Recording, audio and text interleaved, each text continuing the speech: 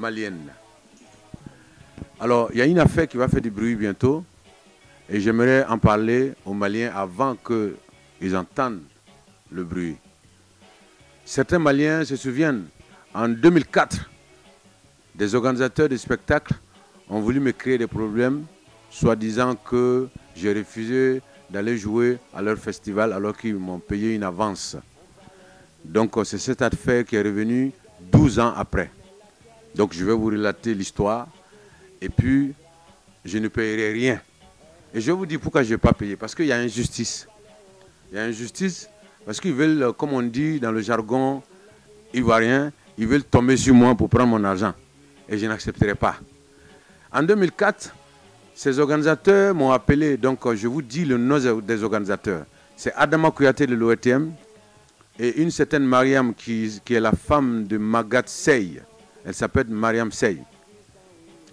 Et donc ce sont ces deux-là qui m'ont appelé pour me dire qu'ils organisaient un festival qui s'appelle le Fimba et qui souhaiteraient que je vienne participer. J'accepte exceptionnellement puisque c'est la première édition de votre festival.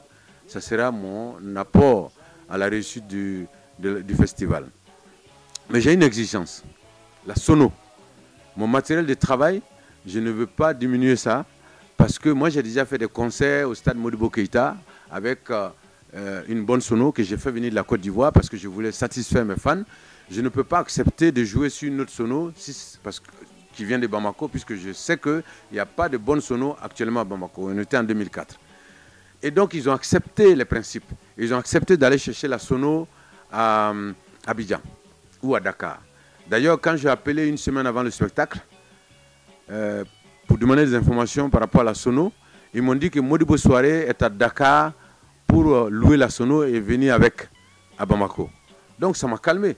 Et le jour du concert, quand nous sommes arrivés, le matin à 11 h, nous avons appelé pour savoir si la sono est là. Ils nous ont dit que la sono est en route. Et donc ils m'ont dit que la sono est là. Pardon, ils m'ont dit que la sono est là. Et donc j'ai appelé le technicien au stade. C'était un technicien qui travaillait à l'OETM, je ne sais pas s'il est encore là, il s'appelait Jacques. J'ai appelé Jacques pour savoir si la sono était là. Jacques m'a dit qu'il n'y a pas de sono.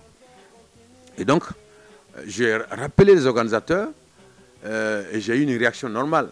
Quand on ne te donne pas ton matériel de travail, dans des conditions que tu veux en tout cas, ta première réaction c'est « je ne peux pas jouer sur cette sono, je ne peux pas jouer sans cette sono ». Et c'est ce que je leur ai dit. Je ne peux pas jouer sans la sono que j'ai demandée parce que vous n'avez pas respecté vos engagements. Mais après réflexion, j'ai appelé les organisateurs pour dire que je viens jouer parce que j'ai réfléchi, j'ai déjà fait la promotion.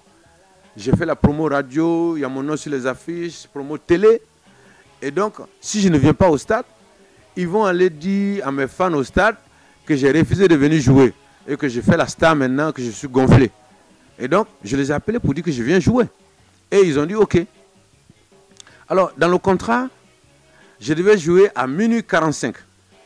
Et le même contrat disait que c'est eux qui devaient venir chercher les musiciens à la résidence Comé. Alors, à partir de 23 h, on n'a pas vu de véhicule pour les musiciens. Et le manager m'a appelé, il commençait à s'inquiéter. Il a dit, Tiken, normalement, c'est maintenant qu'on devait venir nous chercher pour qu'on aille faire au moins la balance et puis jouer. Mais je ne vois pas de voiture. Donc moi, je lui ai dit d'attendre minute 30. À minute 30, il n'y avait pas de voiture pour les musiciens. Et j'ai demandé au manager de se déplacer en taxi pour venir au stade. Et moi, j'ai pris ma voiture, ma babi pour débarquer au stade. J'arrive au stade et je trouve... je gare ma voiture, j'avais ma tenue de scène. Je vais vers la porte et je trouve un agent de sécurité, un gendarme qui s'appelait le lieutenant Fofana. Et le lieutenant Fofana me dit qu'il a reçu comme consigne que je ne devrais pas rentrer au stade.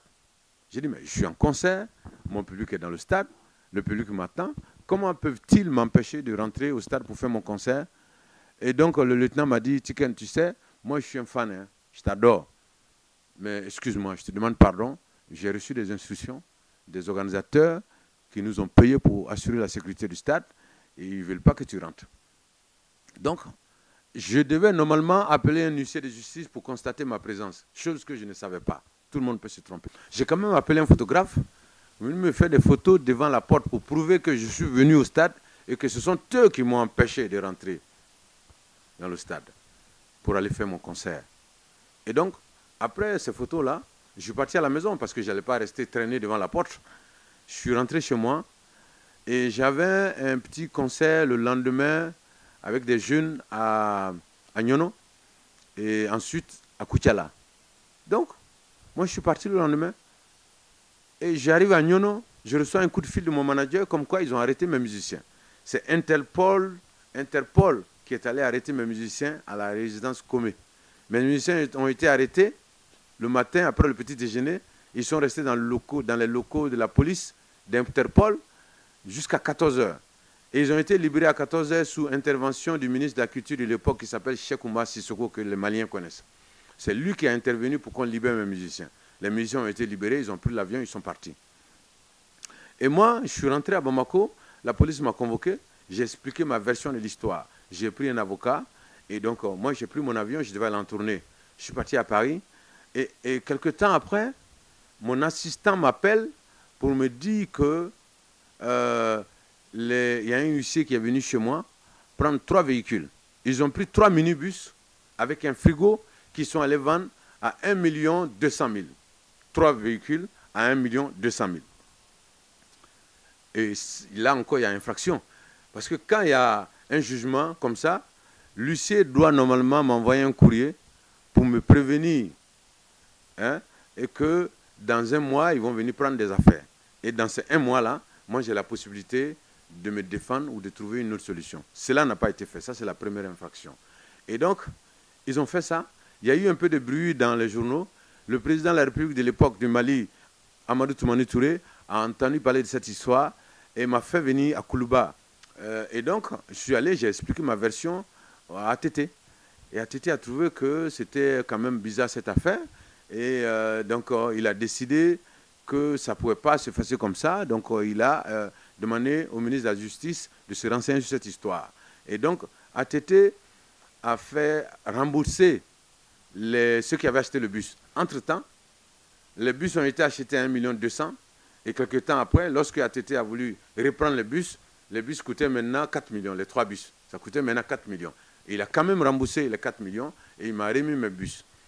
Et donc, il a demandé au ministre de la Justice, en tout cas de demander aux plaignants de laisser tomber cette histoire parce que c'est une affaire qui fait honte au Mali. Parce que Tikendia est venu ici en exil, on l'a accueilli.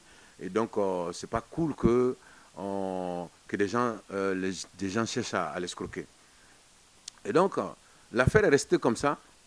Et les organisateurs ont fait une conférence le lendemain de cette intervention du président de la République du Mali de l'époque pour dire que ATT a soutenu un étranger contre des Maliens et qu'eux ne peuvent pas accepter ça. Et que le jour que ATT ne sera pas au pouvoir, eux, ils vont revenir. Et donc, 12 ans après, ils reviennent. Ils reviennent parce qu'ils sont au pouvoir. Parce que leur avocat de l'époque, le ministre du Transport actuel qui s'appelle Babé Gano, je crois, était leur avocat. Donc il a été nommé ministre il y a 4 ou 5 mois, lors du dernier remaniement. Donc moi je me dis simplement que c'est ce qu'ils appelaient quand ils vont avoir le pouvoir. Mais j'ai dit aux Maliens, je ne paye rien. Je ne paye rien parce que c'est du vol. Je ne paye rien parce que c'est de l'escroquerie. Je ne paye rien parce que Bingali de dos. Nous sommes Bingali, mais ça fait 25 ans que je me bats contre l'injustice avec mes chansons, contre les inégalités. Je refuse que moi-même je sois victime d'injustice. Je n'accepterai pas de payer cet argent. Tout le monde sait que je ne suis pas à 10 millions près. J'ai l'argent, mais parce que escroquerie le dos, Bingali le dos, et je n'accepterai pas d'être victime d'une situation comme ça. Donc, ils ont fait venir un huissier tout dernièrement qui est venu noter des choses sur moi, voiture, télévision, fauteuil, tout, et que le 18 septembre, ils vont venir prendre des affaires chez moi. Et donc, je n'accepterai pas. Les Maliens vont entendre parler de cette histoire et je ne me laisserai pas faire. Parce que je ne sais pas ce qu'ils veulent prouver. Moi, je ne suis pas étranger au Mali. Hein. Moi, je suis un Africain d'origine ivoirienne. Je suis malien, je suis mandinka. Mes ancêtres sont partis du Manding. Et qui dit Manding dit le Mali aussi. Donc, je n'accepterai pas que quelqu'un vienne ici, au Mali, me prouver que je ne suis pas malien. Je ne souhaiterais pas qu'il y ait des clashs entre ces gens-là et moi. Je respecte la loi, mais la loi, quand elle n'est pas juste, le citoyen doit se donner les moyens de protester. Et donc, je vais protester parce que ça, c'est une loi qui vient tomber sur moi, comme on dit en Côte d'Ivoire. Je ne vais pas accepter que les gens viennent tomber sur moi pour prendre mes affaires. Donc je préviens les gens, cette histoire va faire du bruit. Il ne faut pas que les gens pensent que je ne veux pas respecter la loi. Hein. Moi, ça fait 15 ans que je suis là. S'ils ne respectaient pas la loi malienne, là, ils allaient entendre, hein. Mais je n'accepte pas l'injustice, je n'accepte pas l'inégalité, je n'accepte pas que les gens viennent m'escroquer. Donc l'affaire va faire du bruit.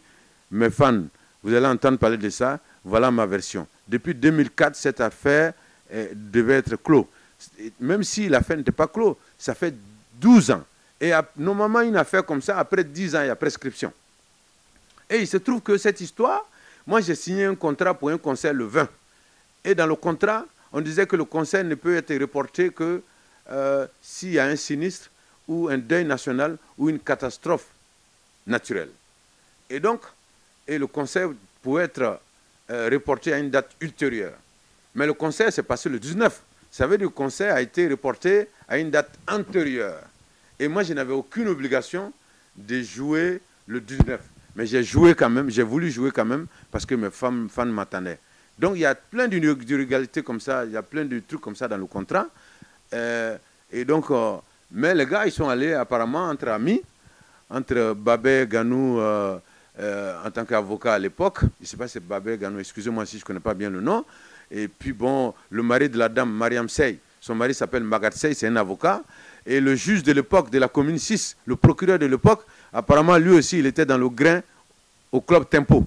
Leur grain, c'était là-bas. Apparemment, c'est là-bas qu'il y a eu mon procès.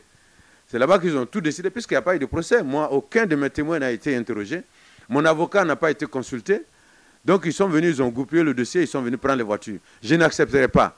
Je n'accepterai pas, et donc je préviens les Maliens, je n'accepterai pas que quelqu'un vienne tomber sur moi dans cette histoire pour prendre mon argent. Ce n'est pas normal. Et donc, Rastafari, yes.